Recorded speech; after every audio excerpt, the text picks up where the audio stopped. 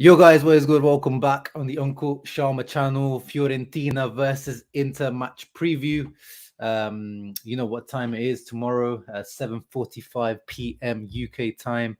Kickoff is one of the big matches of the season. I know Fiorentina are not doing well, but I count Fiorentina as a big match. I still count them as a big team. It doesn't matter where they are on the table. They are definitely underperforming. If you think Inter are underperforming, this Fiorentina team is definitely underperforming under Vincenzo Italiano.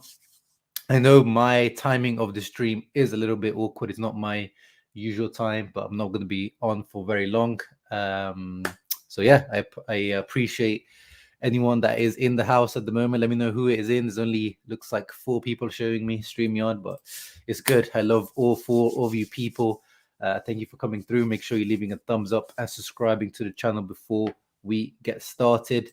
Yeah, let me know quickly who it is in the chat so I can give you a quick shout out, because I do appreciate you joining in at a awkward time like this. Of course, I haven't got my slides or like any preview slides prepared, to be honest, but we'll go through who scored, the probable formations and stuff like that, stats.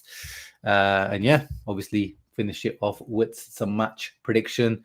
So we've got Kuro Black in the house. What's up, brother? Good to see you in the house. And DJ Nasco in the house.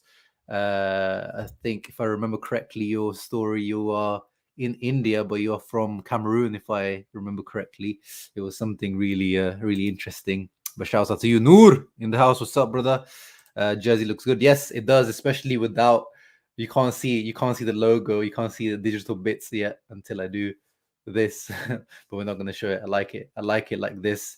And yeah, I'm definitely going to be, what's it called, doing or buying the new jersey, one of the new jerseys after the whole sponsorship situation sorted out. I'm not buying any digital bits related material for the time being.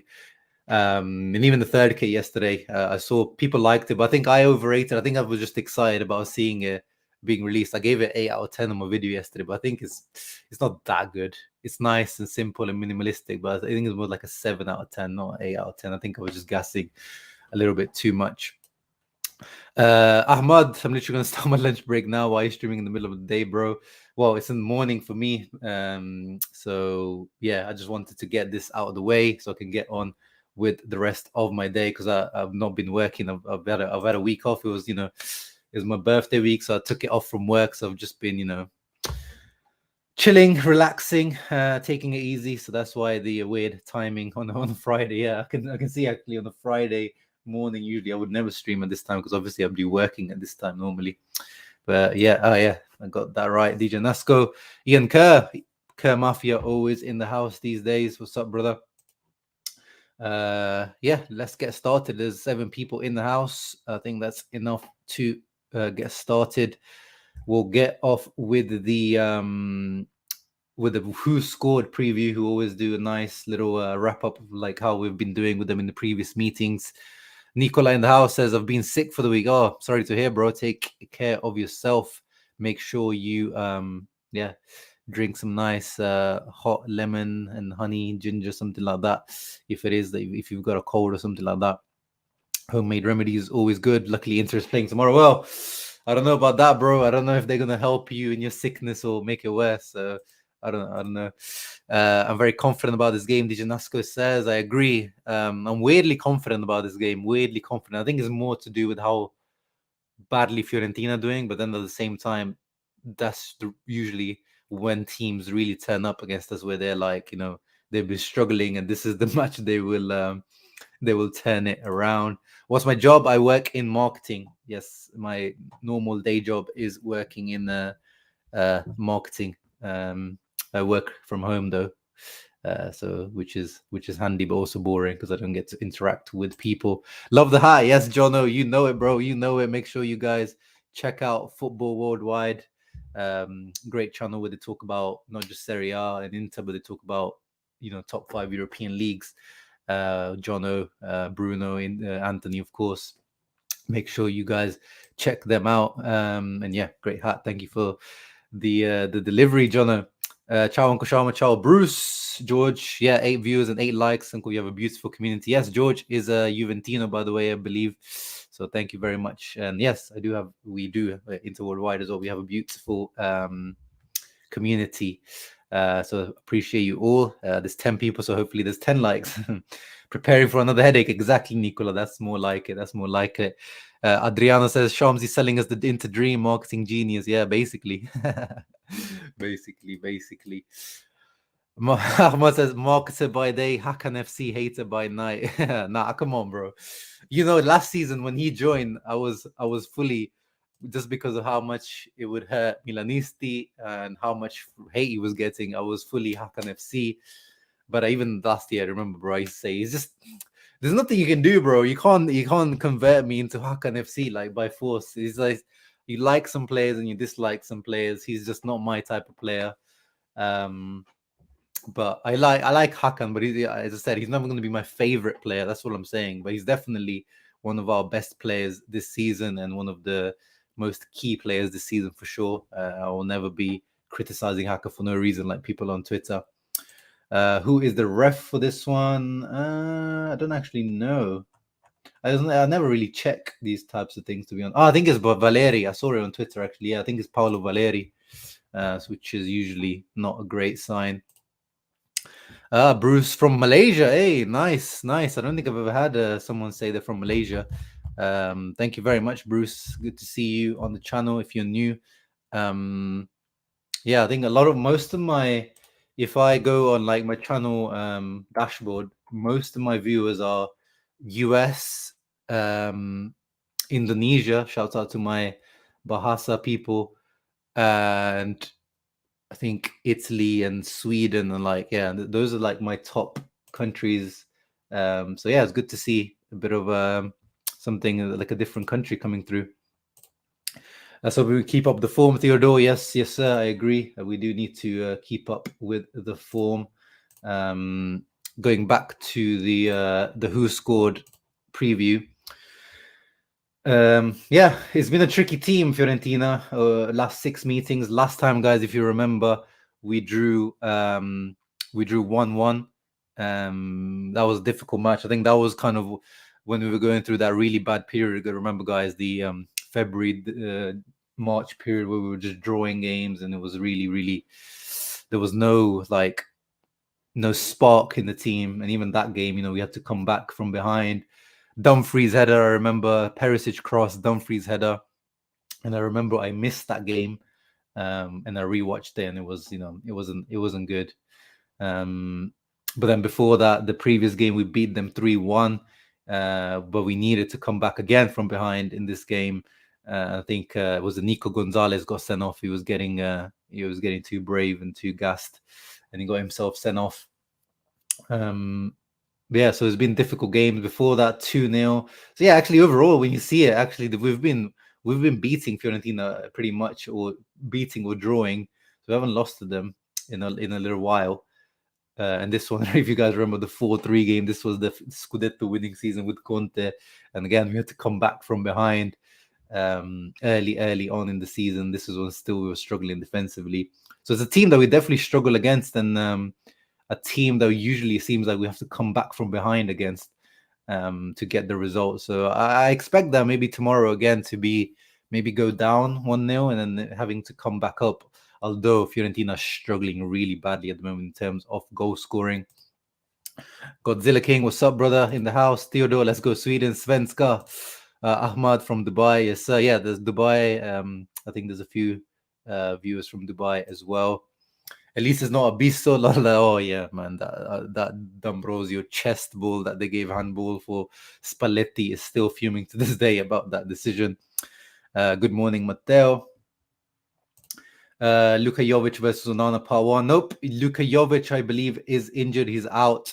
He has been an awful signing for Fiorentina, which is not surprising, but I expected a little bit better from Jovic. Again, I'm glad that I was, I always said, this guy, I wasn't against Inter ever signing this guy, but I was like, you need a literal career turnaround for Jovic. Like you were talking about, you need like, this is not just about bringing a player in and just like, letting him play. Like Jovic needs his career, his mentality, everything turning around. He is in a really bad place physically as well. He doesn't look fit.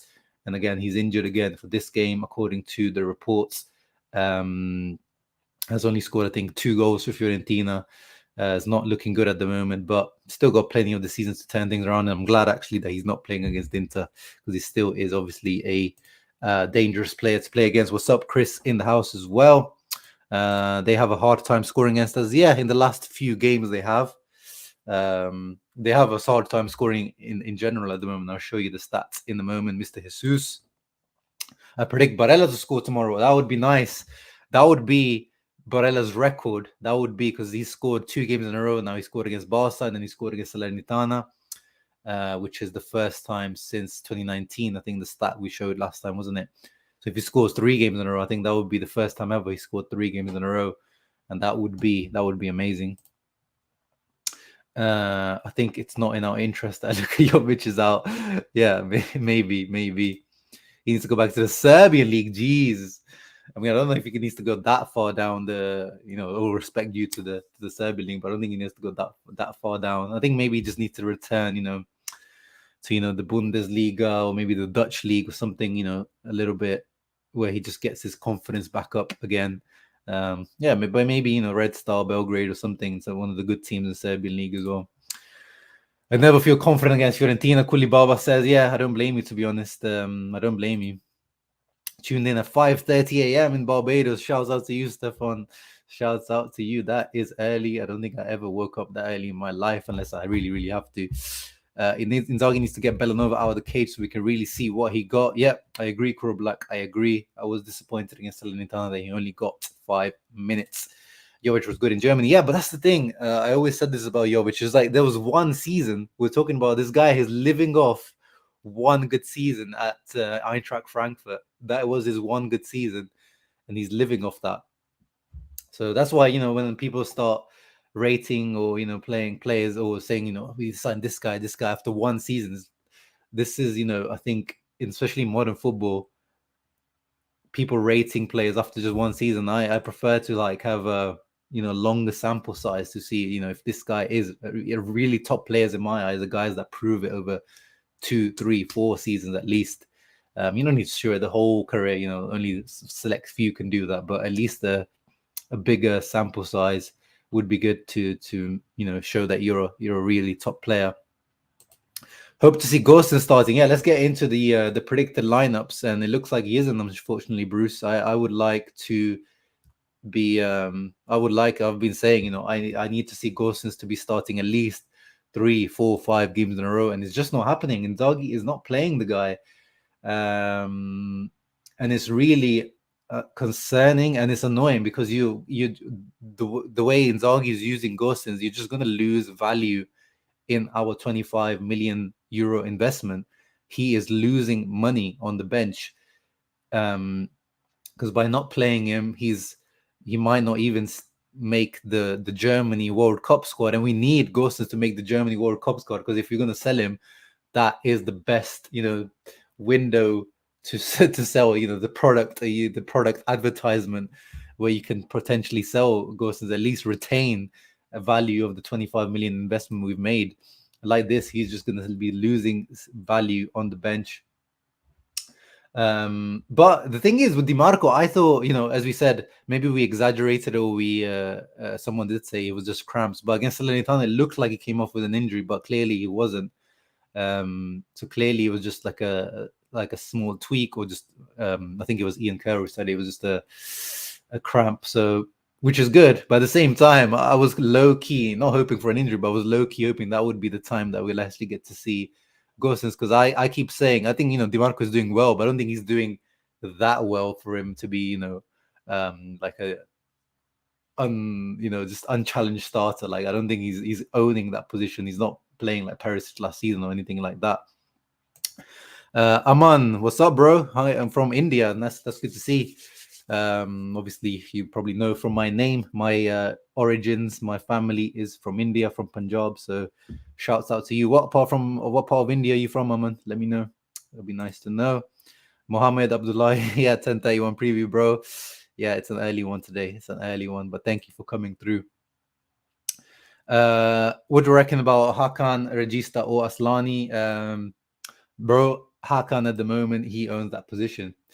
He, as I said in my match reaction to Salernitana, Brozo, you have competition, my brother, in that position. You have a true challenger in that position, the way Hakan is playing at the moment. I'm not in the camp of, I've seen online on Twitter, on Facebook, people are saying, like, even when Brozovic comes back, I want Hakan to play. Like, come on, guys, going back to the sample size, we've only seen Hakan there for 2 games, 3 games. Come on, guys. You can't start saying that this guy is better than Brozovic in that position. The truth is, though, Brozovic hasn't been good this season, even when he wasn't injured. The only good games he really played, if I remember off the top of my head, Victoria Pilsen, where he got, Champions League man of the match. Even the Milan game when he scored, he wasn't that good. There's a few other games against Spezia, he was good, against Cremonese, but overall he hasn't been really good, especially in the big matches where Inter failed. But this is what I like about the squad this season. There's challenges for each spot. Like everyone, is someone is ready to take your spot there. So Brozovic needs to watch out. And I've said I'm not a super fan of Hakan as a mezzala. In where Mkhitaryan is, usually this is where Hakan plays, because I don't think he has the dynamism or the ball carrying ability.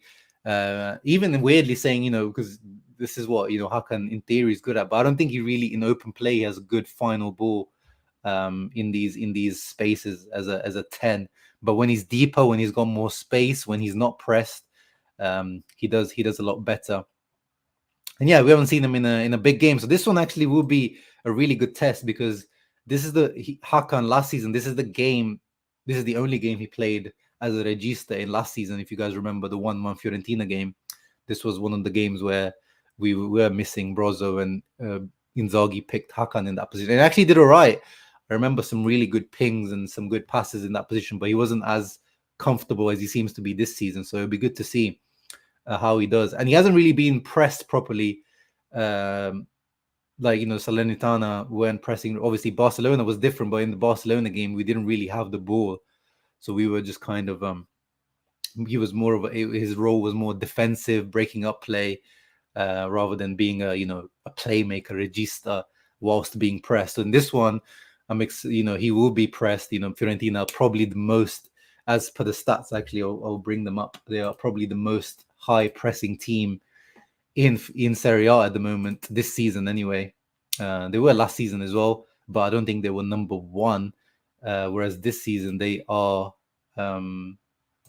like number 1 in terms of pressing numbers. 1 second, let me load the stats up, and let me turn this on. So Opta Analyst, I believe, is the place to go to.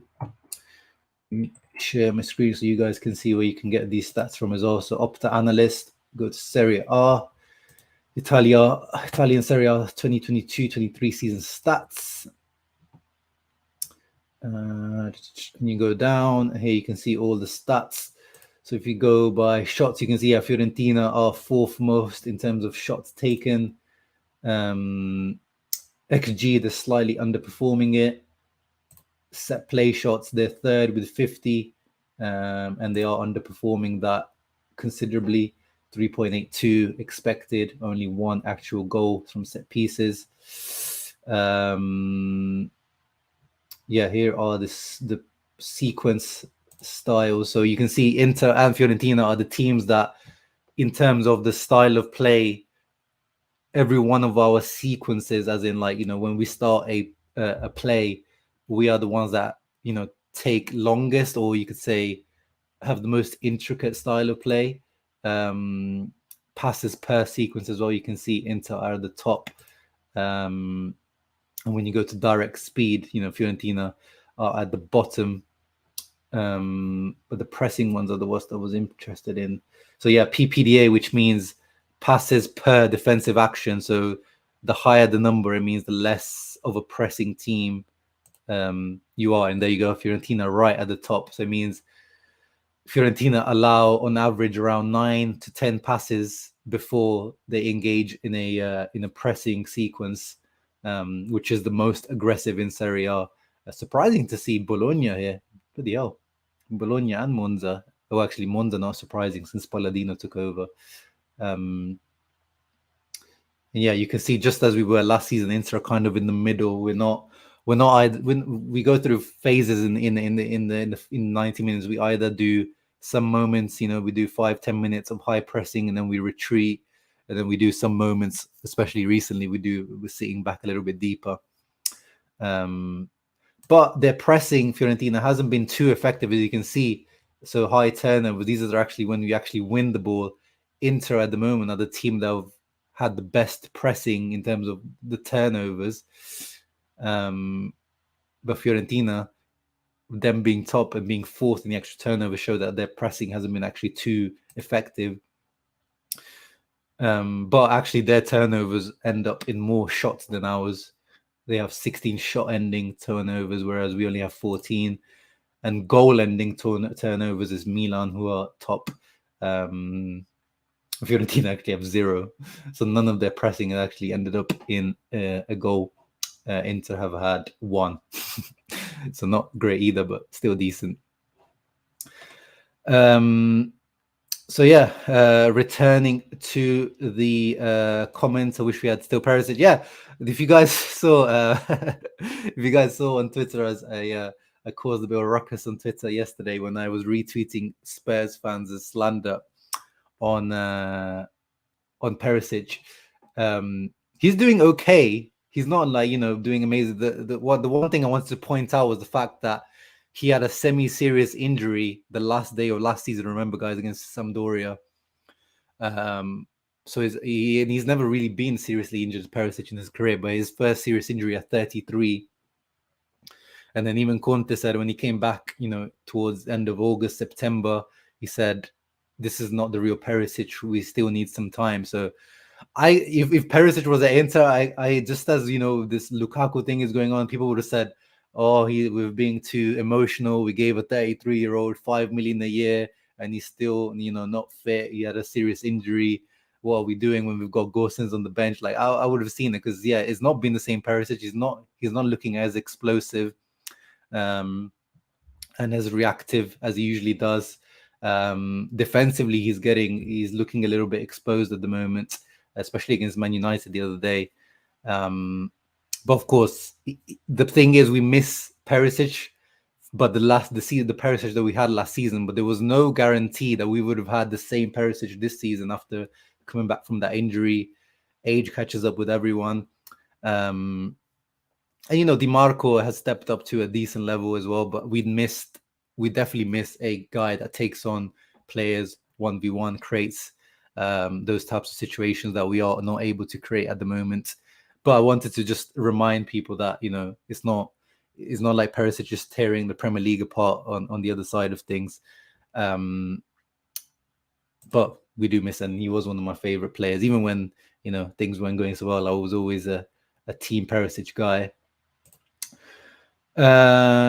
Did you hear? Yeah, I spoke about the Skriniar renewal yesterday.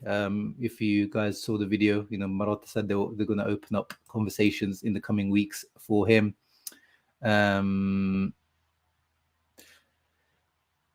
Yeah. I mean, Casadei, I have no regrets at the moment of selling Casadei for 15 million whatsoever.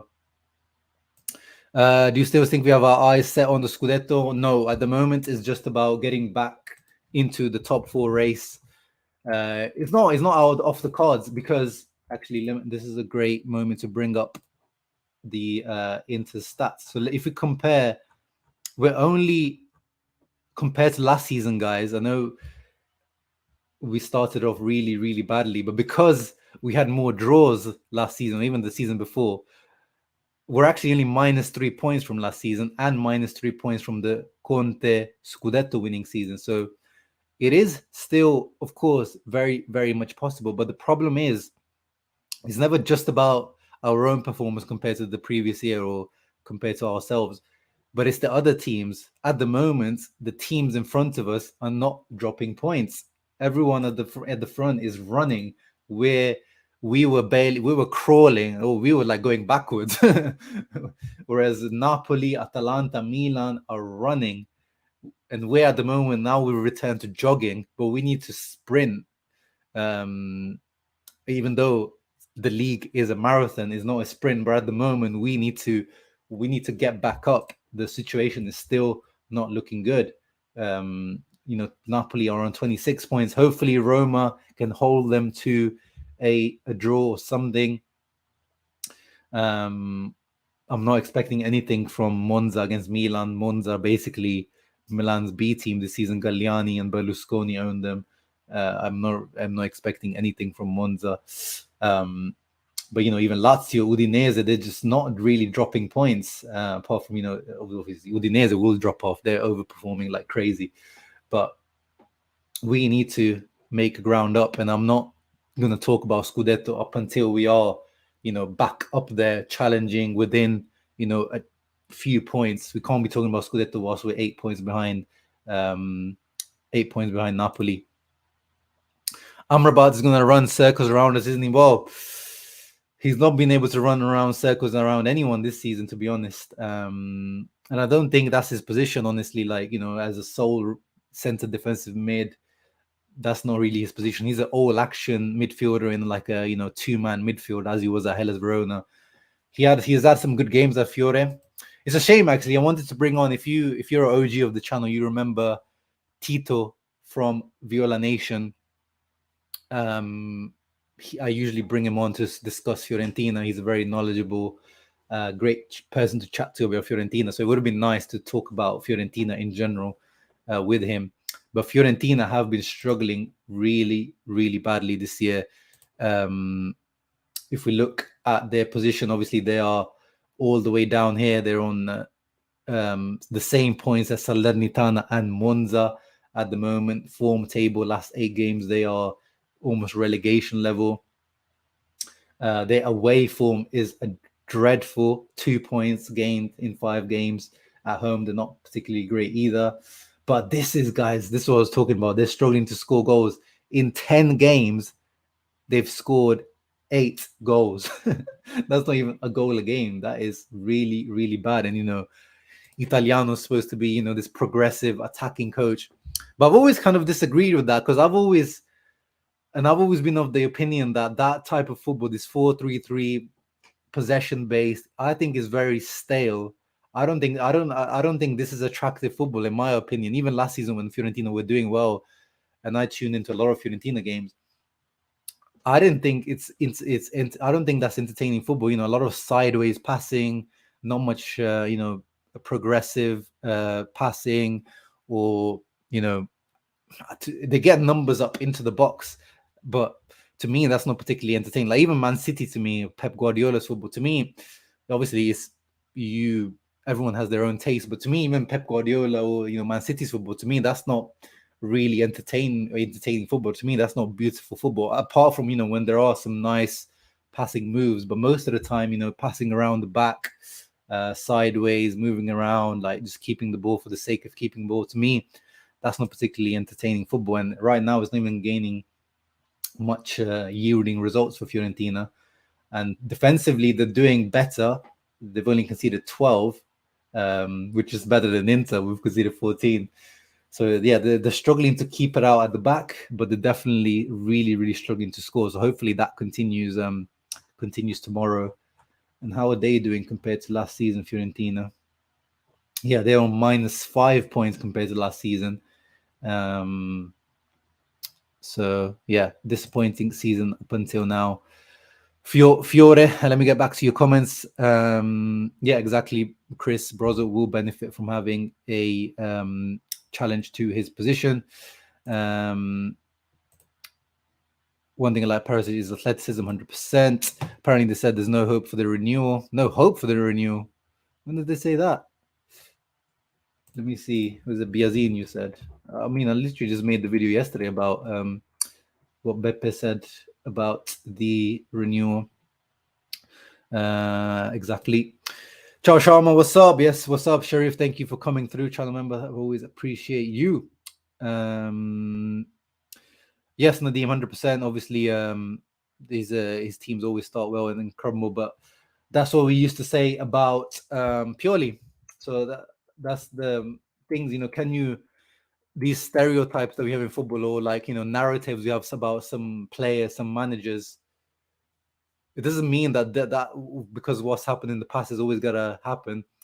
Purely there was always this talk purely high, the purely high. When it ends, these teams always crumble. But he's stepped above that and turned things around, and that never happens now. So can Big Spalletti turn it around and keep this form? I think there will be a drop off though from Napoli, because they are going past the group stage of the Champions League. So yeah, I don't see any tweets from Biazin about Skriniar. So I don't know where you've read it, Mohammed, about no hope. Italiano, yeah, not a fraud watch, but I think he's definitely there's some questions that need to be answered whether he is ready for a big team. Some people were saying get him to Juventus. Juventus should go for Italiano, or even Inter. But we got to give these guys time to develop this style of play, get experience, all these kind of things. They don't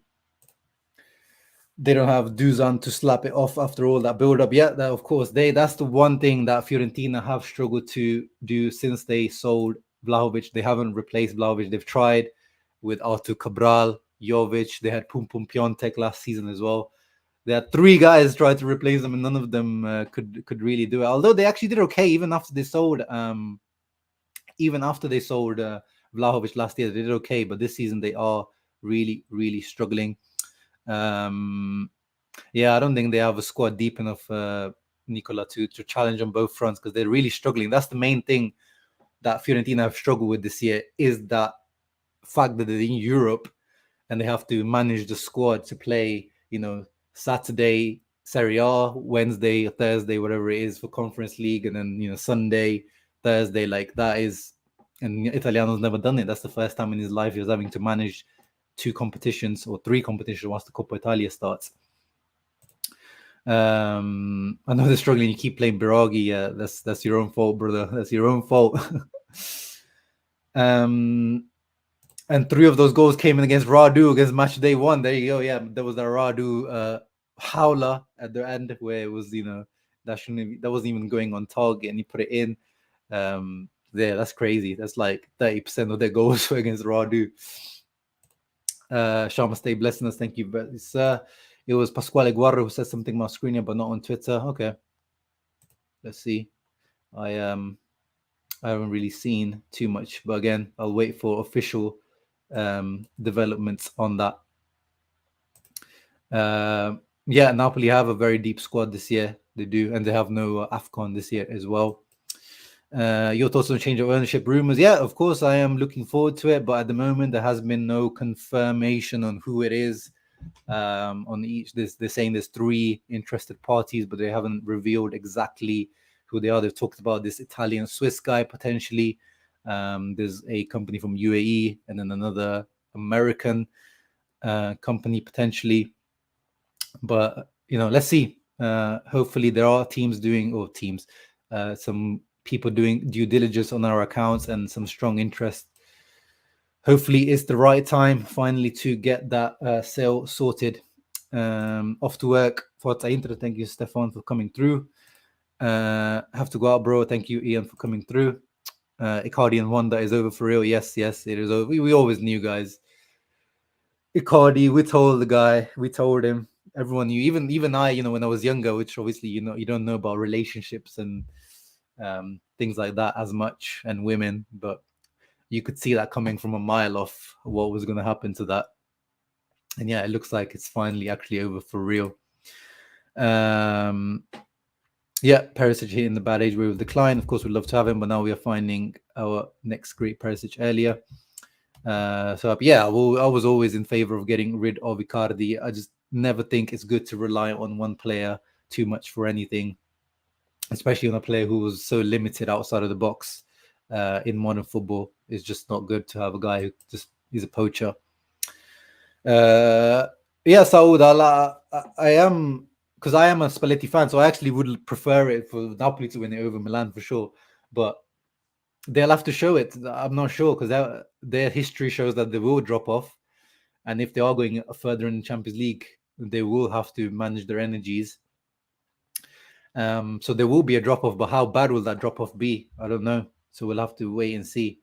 But again, the thing is, in Serie A, there's no super teams. There's no, mad teams. Is the level, the playing field, the level is not that high. So even, Atalanta, if they put in a good run, a crazy Leicester City like moment could happen with Atalanta as well. But they need to show that consistency. Shutalo at Dinamo Zagreb. Yeah, I've heard some good things about him. But yeah, let's go into the Fiorentina lineup quickly. As I was talking about, Jovic is out. At the back, they've been shaky, as I said, but they're struggling to score in goals. So last game, Kwame scored. Kwame, who used to be Inter youth player, I think he scored in the past against us for Fiorentina as well. So he's definitely one to watch out for. You guys know the deal with former Inter youth players and all that good stuff. Nico Gonzalez, who last time we played them, he was really good against us as well. And he's obviously trying to play himself into the Argentina World Cup. I think he'll definitely be in the World Cup squad, but he probably wants to push for a starting spot if he can. So he's going to be fired up for sure. And yeah, they need to turn things around. As I said, they're struggling. So I'm sure they're going to be playing with some fire there at home. Milenkovic, of course, we got to briefly touch on him, who was strongly rumored to come to Inter if Inter sold Skriniar. He signed a new contract with Fiorentina at the end of the summer to put an end to those rumors. Igor was one of the most improved players last season. And obviously, Biraghi, we know, former Inter player, former Inter youth as well, captain of Fiorentina. His left foot is always dangerous. And, in their style of football, a lot of the time he is the outball, Biraghi, because, they don't actually end up creating much from open play apart from his crossing. So we need to watch out for that for sure. Barak is a player I like, but he doesn't fit into their formation, into this possession-based 4-3-3. Hellas Verona, he shined in the 3-4-2-1, and he was one of the two behind the main striker, allowed to get into the box. So he has struggled to fit into Fiorentina as well, but he's a player that I do like. Yeah, Dodo is definitely one of the better signings of the season from Fiorentina. But he was quite expensive. I think they spent like 16, 17 million on him. So, yeah, I mean, he better be if they spend that much for a club of size of Fiorentina. Yeah, I wouldn't be surprised if Milenkovic, yeah, that's another one of those things where, Inter was strongly linked with this guy, so he has to score against Inter. But anyway, let's focus on Inter. This is the lineup that I'm expecting, and I want, apart from, as I said, I would like to see Di Marco on that side. We know the deal, Dzeko Martinez, even though Correa is back fully fit, but Correa at the moment isn't showing anything for us or Inzaghi to be given the doubt about starting him. And yeah, Dumfries, I think that is a good mismatch on that side in terms of against Biraghi. I think he can have his number in the air. So hopefully Di Marco can get some balls into the far post to score, just like how Dumfries scored against Fiorentina last time round.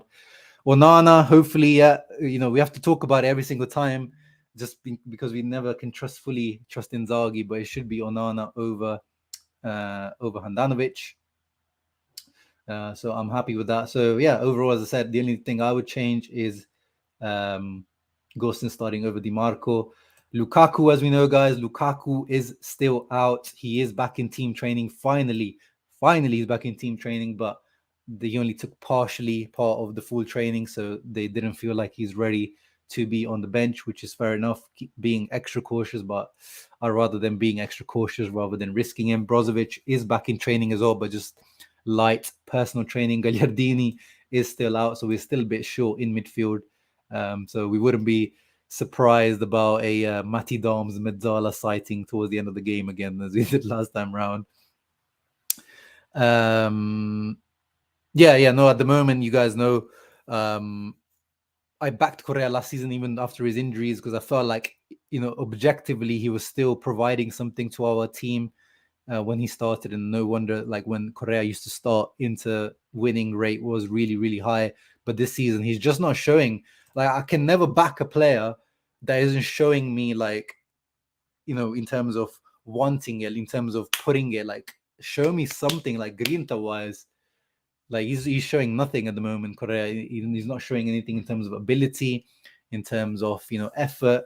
That's the minimum. Martinez, Lautaro, the reason why we love him, even when he's being stinky, he puts everything on the line. Even Dzeko, runs his ass off. This guy, Correa, when he's going through patches like this, where he's not even showing his technical ability, which is there, but he's not doing anything else. So at the moment, I'm very, very happy for him to be benched, and he needs to be showing more when he comes on as a substitute. No, I don't think we're going to get a Carboni sighting. I think the only Carboni sighting we saw was when we were desperate in that Roma game, and he just threw the kitchen sink. I don't think we're going to see much of a Carboni sighting through the rest of the season, unfortunately. Giro Zappelli says, I really think we'll lose 3-1 again. Jeez, my goodness. Some negativity coming through in the house. Man. Well, you've ruined my mood there, bro. I hope you're not right on this one. Handa is out with finger dislocation. They said that last time around, but I think he's back this time. So I don't know how long, but hopefully it continues even after Handanovic is fit. So I hope it continues like that. No worries, Julian. You can always rewind back. Exactly why the negativity. And then if you look at the Gazzetta predicted lineups, it's pretty similar. I think they have a Cherby starting over Bastoni, but I don't want that. I want Bastoni to be starting 100%, but everything else is the same. They have Ikone starting rather than Cabral. So, I would rather Cabral start, to be honest, because Ikone is one of those 1v1 pacey players that I'd rather not our defense be facing, for sure. And I think Jovic is out, Castrovilli is out, Sotil is out. So, they have some big players missing, for sure. What else did I want to talk about? There was something else I wanted to do. Oh, in terms of like tactics, we need to do what Lazio did against Fiorentina. Lazio this season, Sarri has surprised me this season. He's shown that he's not wedded, or he's not like, completely, they call him an ideologue, but he's shown that he's not. He's stepped away from the usual Sarri ball of dominating possession, having a high defensive line. Lazio this season, and we saw it against Inter as well, they defend deeper. And actually, I'm going to make a video about this, about Serie A in general, where I think there is a return of pragmatism, because I thought the trend was going towards, since Gasperini, Juric, Italiano, a lot of these new managers that are coming in are going for high man-to-man pressing. But actually, when you look at the stats and the style of play, a lot of the teams, especially the big teams, Roma, Atalanta, Lazio, Udinese, the teams that are actually, performing or overperforming at the moment, they're actually playing with lower defensive lines, not pressing high up. And this is what Lazio did against Fiorentina. They beat them 4-0. 4-0. Fiorentina had 25 shots, but only 3 of them on target, because Lazio literally parked the bus. 38% possession. Only 332 passes compared to their 515. This is not Sarri ball, but this is what works. And against this flat, uninspired Fiorentina team, this is what you need to be doing. And we know this is when Inter perform at their best, as we saw against Barca, the 2 games against Barca. This is the type of football this Inter team plays well in the big games, because we just don't have the capabilities, the athletic capabilities to play openly especially with our confidence not being sky high at the moment. We can't go toe for toe with teams because even our strike force isn't completely, firing at the moment. We're not at the levels that we were last year, where we could, even if we conceded goals, we could just outscore the other team.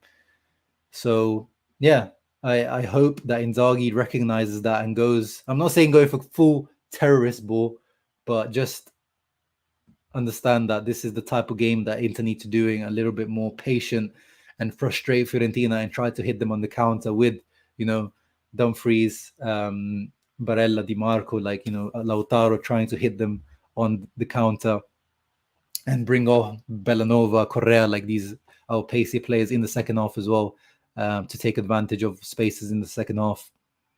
I hope he is. I hope he's saving Gosens for the Pilsen game. But there's no need to save Gosens for the Pilsen game. He's not played. What's he saving him for? It's so confusing.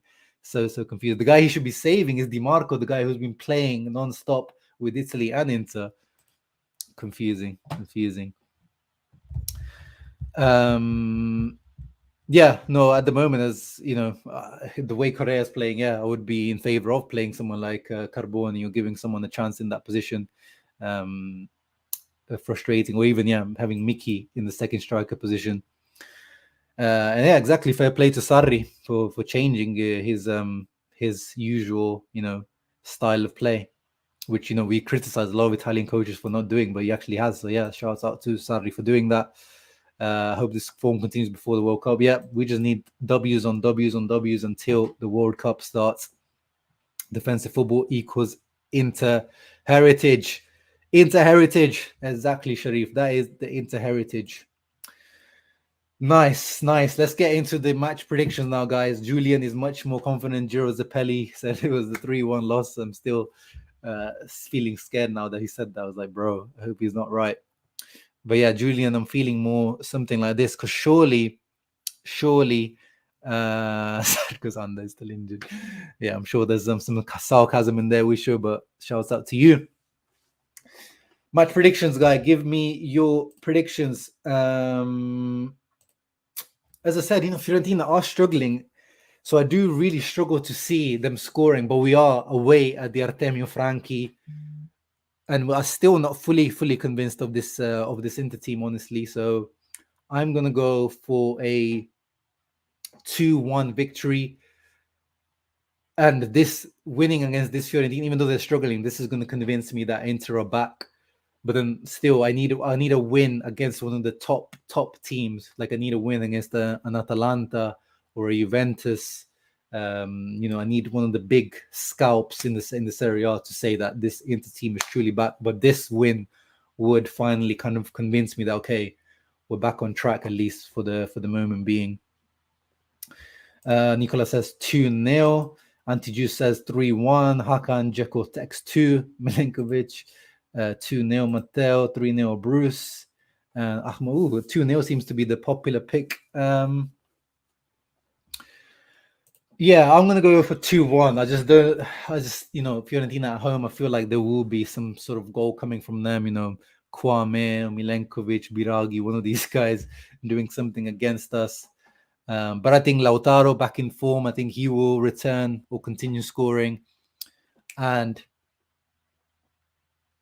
I predicted the last game round, but I said this will be the match where we get our first penalty. Come on, we need one. We still have another penalty this season, surely. We're on what, match day 10, 11? Surely we need the bloody penalty by this stage. Yeah, what match day is this? Match day 11. Yeah, we still have another penalty. Surely we're getting a penalty and Hakan stepping up to take that. So I'm going to go for Lautaro Hakan scoring. 2-0 from Godzilla King as well. Another Serbian in the house. What's up? Lautaro, Dzeko, Barella. No, I really don't see 3-0. I don't really see us being that ruthless like Lazio were. Dzeko and Barella to score. No penalty order. Yeah, we still have another draw. But we can't have a draw. We need to be catching up. A draw isn't good enough. A draw against Juve or someone like that, I'll take. But against Fiorentina, against a struggling Fiorentina, no. We have to get a win. Yeah, that's true. It's Valeri, so forget about the pen. But I think it's going to be one of those, clear penalties that can't even turn around, surely. But yeah, thank you everyone that came through. 2-1 prediction for me. I want some defensive, pragmatic football against the Fiorentina team, because that is what will yield results, in my opinion. Hope you guys enjoyed that preview. Keep a lookout, obviously, tomorrow for the post-match reaction. Thank you for coming through for this awkward timing of a preview. Ciao ragazzi, leave a thumbs up, subscribe to the channel. Always, Forza Inter. Ciao.